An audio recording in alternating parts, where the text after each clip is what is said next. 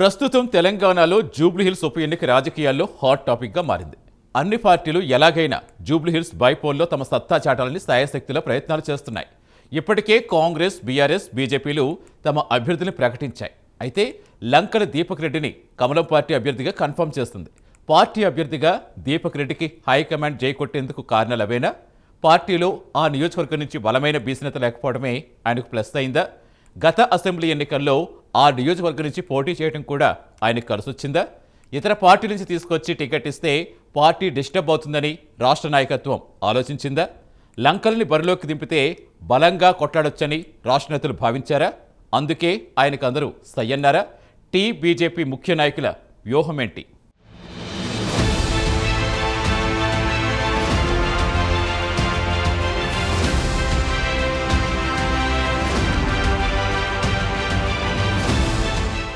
తెలంగాణ రాష్ట్రంలో ప్రజలు చూపంతా ఇప్పుడు జూబ్లీహిల్స్ బైపోల్ పైనే ఉంది. ఇప్పటికే ప్రధాన పార్టీల అభ్యర్థులను ప్రకటించి ప్రచారంలో దూసుకుపోతుంటే కాషాయ పార్టీ తాజాగా అభ్యర్థిని ప్రకటించింది. ఆ టికెట్ కోసం ఎంతమంది పోటీ పడినా హైకమాండ్, రాష్ట్ర నాయకత్వం, హైదరాబాద్ సిటీ ప్రెసిడెంట్ లంకల దీపక్ రెడ్డికే గ్రీన్ సిగ్నల్ ఇచ్చింది.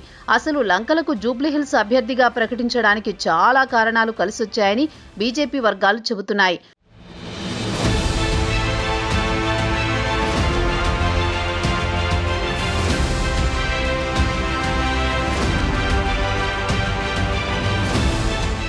పోటీలో చాలా మంది ఉన్నప్పటికీ ప్రధానంగా దీపక్ రెడ్డి పేరే ఎక్కువగా వినిపించింది.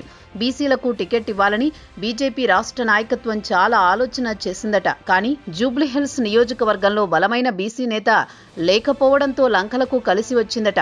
గత అసెంబ్లీ ఎన్నికల్లో పోటీ చేసి ఓడిపోయాడనే సెంటిమెంట్ కూడా కలిసి వస్తుందని, అంతేకాదు లంకలకు టికెట్ ఇస్తే కొత్తగా పరిచయం చేసుకోవాల్సిన అవసరం రాదని, ఇప్పటికే ఎన్నో కార్యక్రమాలు చేస్తూ అనునిత్యం ప్రజల మధ్య ఉంటున్న వ్యక్తిగా భావించిందట రాష్ట్ర నాయకత్వం.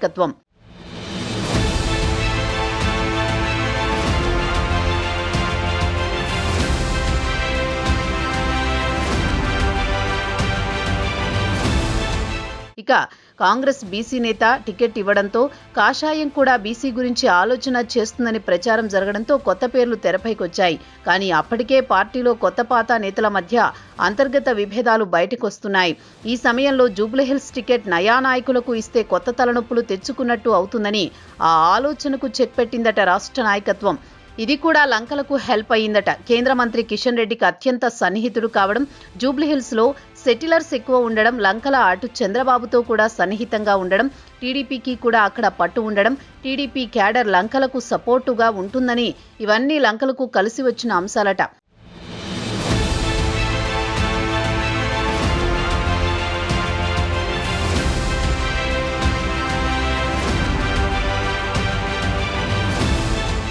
గత అసెంబ్లీ ఎన్నికల్లో జూబ్లీహిల్స్ నుండి పోటీ చేసిన లంకల దీపక్ రెడ్డికి 25,000 ఓట్లొచ్చాయి.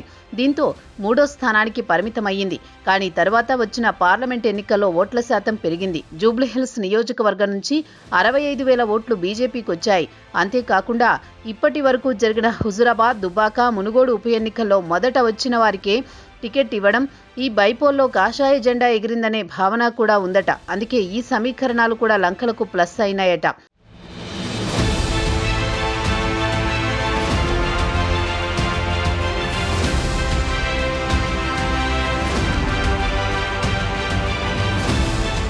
మొత్తానికి ఎప్పుడెప్పుడా అని ఎదురుచూస్తున్న బీజేపీ అభ్యర్థిని ప్రకటించి సస్పెన్స్కి చెక్ పెట్టినా బలమైన అభ్యర్థి అని భావించి టికెట్ ఇచ్చింది. మరి ఈ ఉప ఎన్నికల్లో జెండా పాతుతారా, లేదంటే గత అసెంబ్లీ ఫలితాలు రిపీట్ అవుతాయో చూడాలి.